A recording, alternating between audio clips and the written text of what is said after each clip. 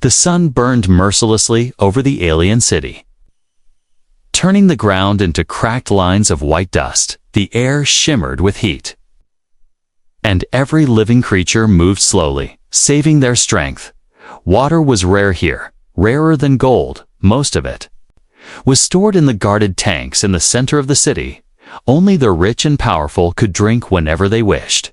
For the poor, a single drop could mean the difference between life and death. Among the crowd of slow-moving people was a small, alien girl. Her skin was pale, almost gray from thirst. Her lips were cracked, and her hands trembled as she clutched a small metal cup.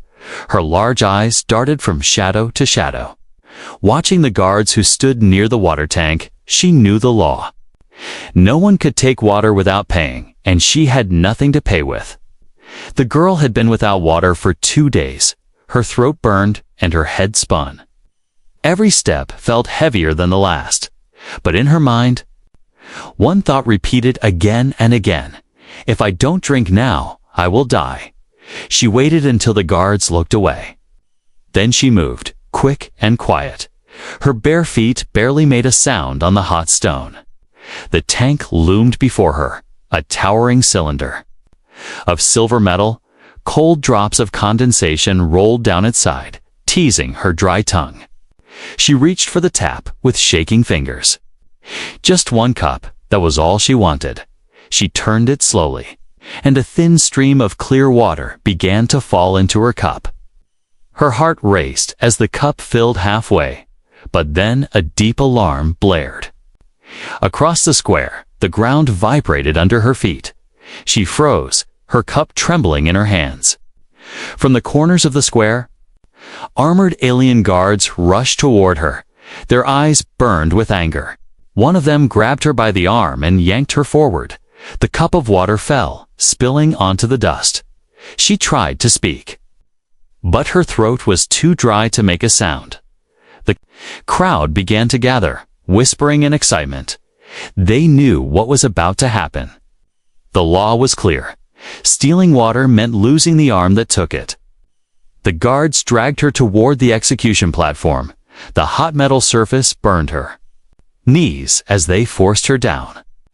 Her small body shook as the executioner stepped forward. He was a tall alien with a scar across his face. In his hands, he held a heavy, curved blade. He raised it slowly so the crowd could see. The girl's wide eyes filled with tears. She tried to pull her arm away, but the guards held her tight. The blade caught the sunlight, gleaming like fire. The crowd murmured, waiting for the cut. Her heart pounded in her ears. Drowning out the noise around her, the executioner's arms tensed, ready to strike and then stop. The voice cut through the air like thunder. Everyone froze, turning toward the sound. A human man stood at the edge of the platform. He was tall, wearing dusty travel clothes. His face shadowed by the brim of his hat. His eyes were sharp and steady, fixed on the girl. The guards hesitated. Confused by his sudden arrival, he stepped forward, his boots echoing against the metal. "That's enough," he said, his voice calm but firm. The alien leader stepped out from the crowd, frowning. "This is not your concern, human," he growled. "She stole water. The punishment is clear." The human's gaze didn't leave the girl. "I'll pay for what she took," he said. The crowd gasped at his boldness. The alien leader's eyes narrowed. "This is not about payment. It is about law." The executioner tightened his grip on the blade. The girl shook her head weakly, trying to tell him to leave. But the human took another step forward. "I said, that's enough," he repeated. Something in his voice made the guards hesitate again. The crowd's whispers grew louder. A human interfering in alien law was unheard of. The alien leader raised his hand to give the order. The human's hand twitched near his belt, where a small metallic object gleamed under the sunlight. The tension in the air grew heavy. The girl's eyes darted between the blade and the stranger. And in that moment, she wondered if this human was about to save her life or lose his own in the attempt. Asterisk, the square was silent, except for the faint hum of the alarm fading away. Dust swirled in the air as the human stood his ground, facing the armed alien guards. The sun blazed overhead, but his voice was steady. "I said, let her go," he repeated. His eyes locked on the girl's captors, the alien leader. A tall figure with deep blue skin and black armor stepped forward. He looked the human up and down with disdain. "You do not belong here, outsider," he said, his voice dripping with authority. "This is our law, and our law does not bend for humans." The girl's thin arm was still gripped tightly by one of the guards. She winced in pain, but kept her eyes on the stranger. She could not understand why he was risking himself for her. No one in this city ever had before. "I'll pay," the human said again. His voice calm, he reached into his coat and pulled out a small pouch. The clinking of metal coins could be heard. But the alien leader shook his head slowly. "This is not about coins. This is about an example," he said. "She stole from the lifeblood of the city. She must pay in flesh." The human's jaw tightened. He took another step forward, and the guards immediately raised their spears. The sunlight caught the sharp metal tips, flashing dangerously. One wrong move, and the square would be painted in blood. "You're making a mistake," the human said evenly. The alien leader smirked. "The only mistake is yours, human." He waved his hand toward the executioner. The crowd leaned forward, eager for the strike. The executioner's muscles tensed again as he lifted the blade. But the human's hand moved, fast and precise, from under his coat. He pulled out a small metallic badge. Old, scratched, but unmistakable, the alien leader's eyes widened slightly. Whispers rippled through the crowd. Some took a step back, their expressions shifting from curiosity to unease. The badge was an ancient Earth military emblem. Few aliens alive today had seen one in person. Those who had remembered the stories of humans who fought with a kind of fury no other species could match, stories of wars that had scarred entire planets, and stories of the day humans had walked away from the galaxy's politics. Leaving a warning behind, the alien leader hesitated. The executioner glanced at him, uncertain. The crowd's excitement turned into murmurs of doubt. Still, the leader's pride would not allow him to show fear. "You think a relic will save her?" he asked, trying to sound unimpressed. "This is not a battlefield. This is justice." The human's eyes narrowed. "This is not justice," he said. "This is cruelty." The alien leader stepped closer, until they were only a few feet apart. "You have no authority here," he hissed. The human didn't flinch. "Then take me instead," he said firmly. The girl gasped, her voice breaking for the first time. "No?" she cried, shaking her head, but the human didn't look at her, his focus never leaving the leader. The square went silent again. Even the wind seemed to pause. Waiting for the answer, the alien leader studied him for a long moment. Then a slow, cruel smile spread across his face. "Very well," he said. "If you want to take her punishment, so be it." The crowd erupted in noise, some cheering, others whispering in disbelief. Two guards released the girl and grabbed the human instead. They twisted his arms behind his back and shoved him toward the execution platform. The girl stumbled forward, tears running down her dust-streaked cheeks.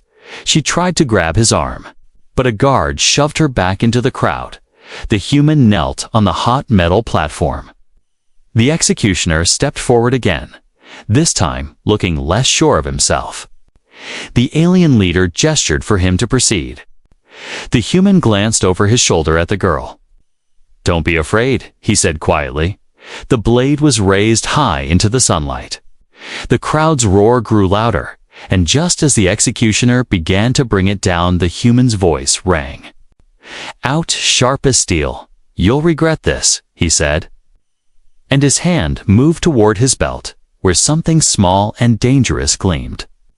The executioner froze mid-swing. The leader's smile faltered, and the girl's heart pounded as she realized. This human was not here to die. He was here to fight. The executioner's hands trembled slightly as the human's fingers brushed the object on his belt. The crowd's roar faded into a tense silence. Even the hot desert wind seemed to stop moving. The alien leader narrowed his eyes, studying the human's calm expression. "What are you hiding, human?" The leader demanded, his voice low and dangerous. The human's lips curved into the faintest hint of a smile. "Something that will make you wish you never touched her," he said quietly. He didn't draw the weapon, not yet, but the glint of its metal was enough to stir unease among the guards. The executioner glanced nervously at the leader, unwilling to appear afraid before his people, stepped closer to the human. "You think you can threaten the law of my city?" He growled. "I don't threaten," the human replied evenly.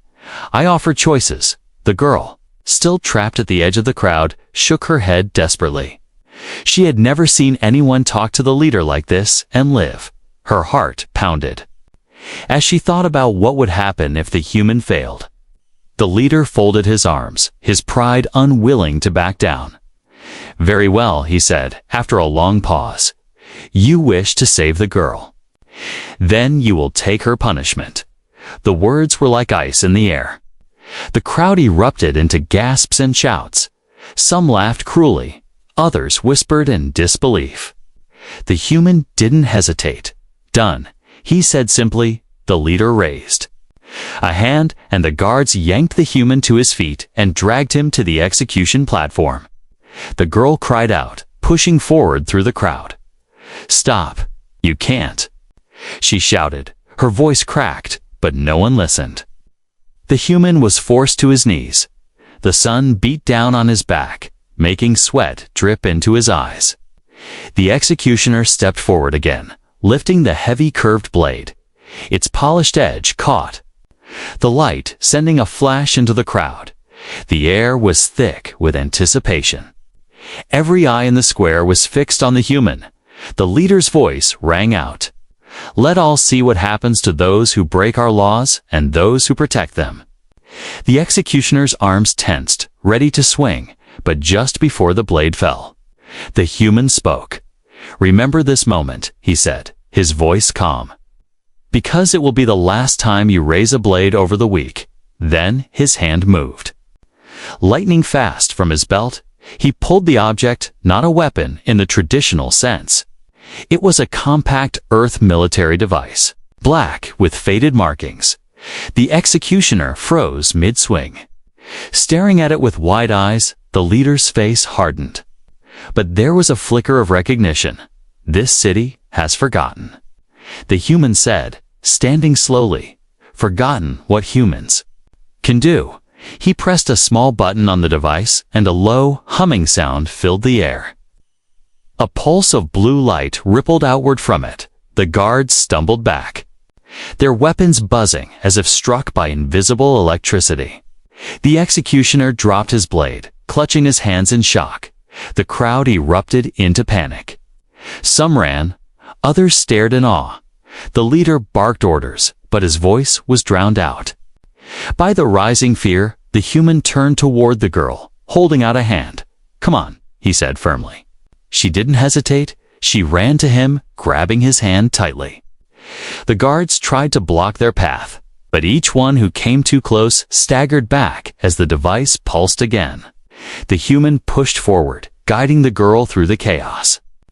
The leader shouted after them, "You can't run forever, human." But the human didn't look back. He led the girl out of the square, their steps quick and determined. Only when they were hidden in the narrow back alleys did the girl finally speak. Her voice was small, but shaking. "Why?" she asked. "Why would you do that for me? You don't even know me." The human crouched down to meet her eyes, because no one should lose an arm for trying to live.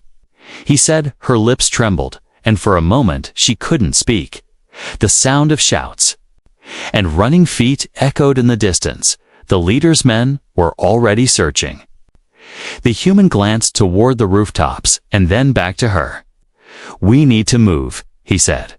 She nodded quickly, clutching his sleeve, and together they disappeared deeper into the maze of the city's shadows. The hunt had begun, and neither of them knew how far they would have to run to survive. The narrow alleys of the alien city twisted like a maze. Flickering lights from broken street lamps painted strange shapes on the cracked walls. The smell of dust and metal hung heavy in the air. The human moved quickly, keeping his head low, pulling the girl along with him. Behind them, the sound of shouting guards echoed through the streets. The heavy stomp of armored boots grew louder. "They're close," the girl whispered, her voice trembling. The human didn't answer, but his grip on her hand tightened. They slipped into a side alley, barely wide enough for one person. The walls were damp here, dripping from leaking water pipes. The girl looked at the droplets longingly, but the human shook his head. "Not now. We can't stop," he said in a low voice. A sudden beam of light swept across the alley. The human pushed the girl against the wall, covering her with his body. Two guards passed at the end of the alley, their glowing eyes scanning the shadows. The girl held her breath, her small hands clutching his shirt. Only when the guards moved on did he let go. They kept moving until the sound of the city faded behind them. Soon, they reached the outer edge where broken buildings gave way to open ruins. Here, the air was cooler, but the danger was greater. No walls to hide behind, only the moonlight and darkness. The girl looked up at the huge stone wall that marked the city's boundary. "How will we get out?" she asked. The human scanned the structure. "There's a drainage tunnel," he said, pointing toward a shadow near the base. It was half covered in rubble, but just large enough for them to crawl through. They hurried to it, but the girl suddenly froze. From the rooftops behind them came a sharp whistle. The guards had spotted them. "Go," the human urged, pushing her toward the tunnel. The girl dropped to her knees and crawled inside. The human followed, but a blaster shot scorched the stone just above his head. The tunnel was dark, the air damp and smelling of rust. Their hands scraped against the wet floor as they moved forward. The sound of the guards' boots thundered above them. The girl glanced back, her wide eyes filled with fear. "They'll catch us," she whispered. "Not if we keep moving," he said firmly. After several minutes, they emerged on the other side of the wall. Before them stretched the barren wasteland, dry plains under a sky full of alien stars. Far in the distance, mountains cut dark shapes against the horizon. The human helped her up. "Stay close to me," he said. They began to move across the wasteland. The girl stumbled a few times, her body still weak from thirst and exhaustion. The human slowed his pace for her. Every so often, he glanced back, scanning the horizon. Small lights flickered in the distance. The guards were following. "We can't outrun them forever," the girl said softly. The human didn't respond, but he pulled a small metal device from his pocket. It was the same Earth relic he had used before. He adjusted a small dial on its side. A faint hum filled the air, almost too quiet to hear. The wasteland was silent, except for the crunch of their footsteps. But then, in the distance, a faint howl rose, low and eerie. The girl's eyes widened. "They'll hear that," she said. "That's the point," the human replied. The howls grew louder, joined by others from the shadows of the rocks. Ahead, several tall, thin shapes emerged, their glowing eyes fixed on the approaching lights of the guards. The girl recognized them, wild stalker beasts, deadly predators of the wasteland. The human guided her around them, keeping low. "They'll distract the guards," he said. The girl stared at him in shock. Realizing he had just turned the wasteland itself into an ally, they moved quickly, while the distant shouts of guards turned into screams. Finally, they reached the remains of an old industrial building. The human pushed open a rusted door, guiding Her inside, the place smelled of oil and dust, but it was shelter.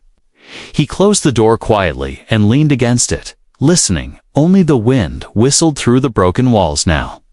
The girl sank down onto the floor, hugging her knees. For the first time since the square, she could breathe without fear. "Why are you helping me?" she asked again, her voice quieter this time. The human looked at her for a long moment. "Because someone should," he said simply. Outside, the wasteland stretched silent under the stars, but both of them knew this was only a pause. The real danger was far from over, and the night was just beginning. The old industrial building groaned softly in the wind. Moonlight leaked through cracks in the roof, painting pale lines across the dusty floor.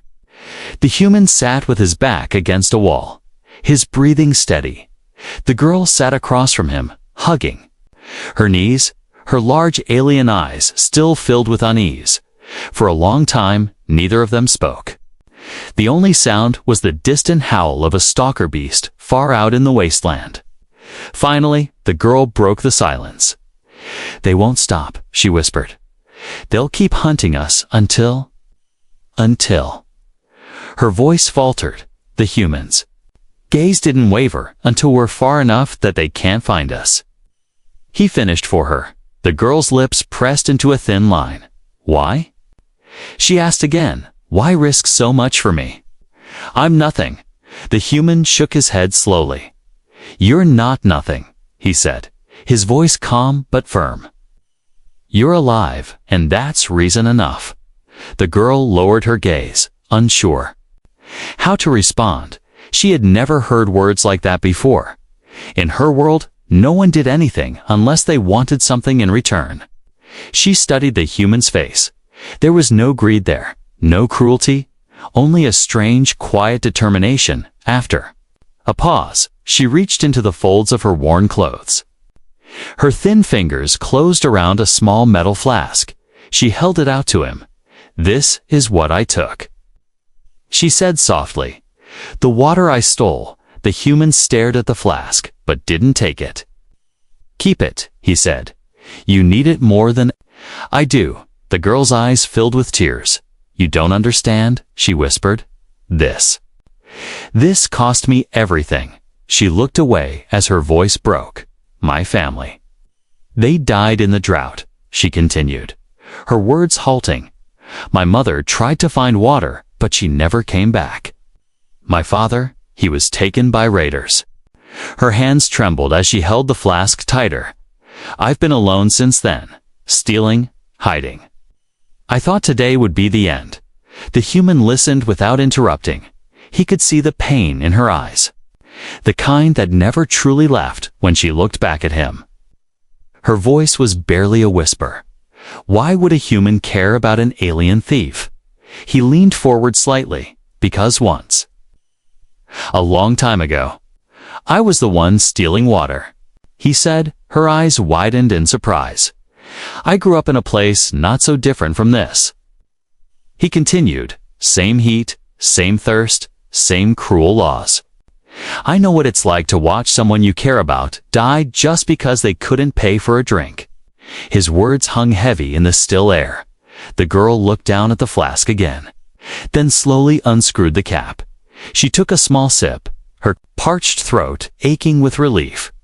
Then, to his surprise, she held it out to him again. "Please," she said. "You saved me. You should share it." The human hesitated, then took the flask.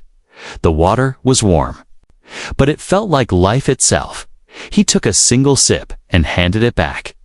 "Now we're even," he said quietly, before she could respond. A faint metallic clatter echoed from outside the building. Both of them froze. The human's hand moved too. The device on his belt, the girl's eyes darted toward the dark doorway. The sound came again, the slow crunch of footsteps on gravel. The human stood, motioning for her to stay behind him. He moved silently toward the door and peered out. In the distance, faint lights flickered the search party, still sweeping the wasteland, but the sound was closer than that. He looked. down and saw a small piece of metal rolling across the floor. Stopping just at the doorway, a tracker. The realization hit him instantly. They had been marked. The girl's breath quickened. "They found us," she whispered. The human grabbed her hand. "We need to move." "Now," he said firmly. They slipped out the back of the building into the cold night air. The wasteland stretched endlessly before them. The moonlight painted their path silver as they moved quickly over the uneven ground. Behind them, the faint hum of engines grew louder. The hunt had begun again, and this time, the enemy was closer than ever. The cold desert wind whipped against their faces as they ran. The ground crunched under their feet, loose stones rolling away with every step. Far behind them, bright lights cut across the wasteland, alien hovercrafts, moving fast. The hum of their engines was deep and steady. Like the growl of a predator, they're gaining. The girl panted, her small legs struggling to keep pace. The human glanced back, his eyes narrowing. He could see dark figures riding the machines, weapons ready in their hands. "Hold on," he said, and without warning, he scooped her into his arms. Her thin frame was light, but the uneven ground made every step a battle. The hovercrafts closed the distance quickly. Searchlights swept over the dunes, making the shadows jump like living things. The girl clung to his shirt, her heart pounding against his chest. "They'll kill us," she whispered. "Not if we reach the flats," he replied, his voice calm but urgent. Ahead, the ground flattened into a wide stretch of pale, cracked salt. There was no cover here. Only the open expanse under the star-filled sky. The human ran onto it without hesitation. The hovercrafts followed, their engines roaring louder. One of the riders raised a blaster and fired. A red beam cut across the night, scorching the ground, inches from the human's feet. He swerved sharply, his boots kicking up dust. Another shot came, grazing the metal clasp on his belt. The girl gasped, holding on tighter. The human's eyes darted toward a cluster of jagged rocks in the distance. It wasn't much, but it could give them a moment's cover. He pushed harder, his legs burning with effort. The hovercrafts split apart, some moving to cut them off. The leader's voice boomed over a loudspeaker. "Give up the girl, human, and we'll let you live." The human didn't even glance back. "Not happening," he muttered under his breath. As they neared the rocks, one hovercraft surged ahead. The rider jumped off, landing directly in their path. The alien was huge, with thick armor and a curved blade that gleamed in the moonlight. The human slowed, shifting the girl to one arm and reaching for his sidearm. The alien lunged, but the human sidestepped. Swinging his elbow into the attacker's helmet, the blow rang out like a bell, sending the alien stumbling. Before he could recover, the human's boot connected with his chest, knocking him flat. The girl stared wide-eyed as they darted past. "You fight like," she began later. He cut her off, scanning for the next threat. The hovercrafts regrouped, circling like wolves. Then the leader raised a hand, and the circle began to tighten. The human reached into his coat and pulled out the Earth relic device again. With a quick twist of the dial, a high-pitched hum filled the air. The hovercraft engines sputtered, their lights flickering. One by one, they slowed, confused, their riders shouting to each other, "Go!" The human urged himself, pushing toward the rocks. They reached the cluster and ducked into the shadows. The girl's breathing was ragged, her eyes darting to the sky. In the distance, more lights appeared. Reinforcements. "They're not stopping," she said, fear creeping into her voice. The human crouched beside her, his eyes scanning the terrain. He spotted a narrow canyon leading deeper into the wasteland. "If we make it through there, they'll lose the hovercraft advantage," he said, without waiting for her reply. He grabbed her hand and moved. The hovercrafts roared back to life behind them. The canyon walls rose high, trapping the sound of their footsteps. The girl stumbled on loose gravel, but he pulled her along. From above, small shapes moved in the shadows, hunting beasts drawn. By the noise, their glowing eyes tracked the pair as they ran. One beast dropped onto the path ahead, hissing.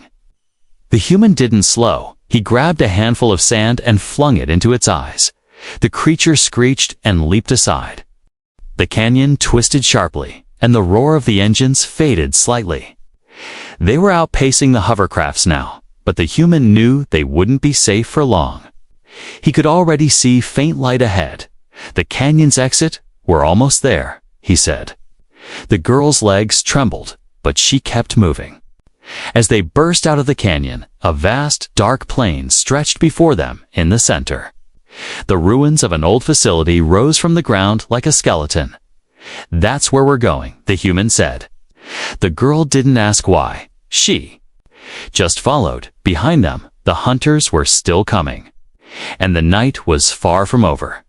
The ruins loomed in the moonlight. Black silhouettes of twisted metal and crumbling walls. The wind whistled through broken pipes, carrying the faint smell of rust and dust. The human and the girl moved quickly, weaving through the shattered entrance of the old facility behind them. The faint roar of engines still echoed, but farther. Now they had gained some distance. Inside, the floor was covered with debris. Old machinery stood frozen in place, its gears locked in rust. Faded signs with alien writing hung crooked on the walls. The girl's eyes scanned the darkness nervously. "What is this place?" she whispered. The human didn't answer right away. Instead, he pulled a small light from his coat and switched it on. The beam cut through the dust, revealing a long corridor leading deeper underground. This used to be a water processing station, he finally said. Long before your city was built. The girl's steps slowed. You mean? There's still water here. The human glanced back at her, a faint smile tugging at his lips. If we're lucky. They moved deeper into the facility. The sound of dripping water echoed faintly somewhere ahead. The girl's heart quickened. Her mind was filled with images of clear, cold water flowing freely, something she had never truly known. They reached a heavy metal door half buried under debris. The human set her light down and began clearing the rubble with steady, determined movements. His hands were cut and scraped, but he didn't slow. The girl tried to help. But he shook his head. "Save your strength," he said, at last. The doorway was clear enough to push open. The hinges groaned loudly as the door swung inward. Beyond it lay a wide chamber filled with massive tanks and pipelines. Dust hung in the air like a fine mist. But at the far end, a soft blue glow pulsed gently. A control panel still alive after all these years. The girl followed as he crossed the room. He wiped the dust from the screen, scanning the faded symbols. It's still connected to the underground springs. He murmured, but the system's been offline for decades. He placed both hands on the panel, pressing a sequence of buttons. The machinery groaned, keys shifting somewhere deep beneath their feet. For a moment, nothing happened. Then, with a deep rumble, water began to flow through the pipes. The sound was like music, filling the chamber with life. The girl's eyes went wide as a thin stream of crystal-clear water poured from a cracked pipe nearby. She rushed to it, cupping her hands under the flow. The first sip was cold, sweet, and pure. It made her gasp with relief. The human leaned against the panel, watching her drink. Her face softened for the first time since he'd met her. Tears mingled with the water on her cheeks. She looked up at him, her voice shaking. "I've never tasted water like this. It's like breathing for the first time." He smiled faintly. "That's what freedom tastes like," he said. They filled her small flask and an old metal canister he found in the corner. The water was more than enough for both of them. But the human knew they couldn't stay here. The city would keep searching. And the open wasteland wasn't safe for long when they stepped back outside. The horizon was beginning to pale with the first light of dawn, the engines behind them. "We're gone for now." The girl walked beside him quietly, the flask tied safely to her belt. After a long silence, she spoke. "Where will you go?" He shrugged. "Far from here."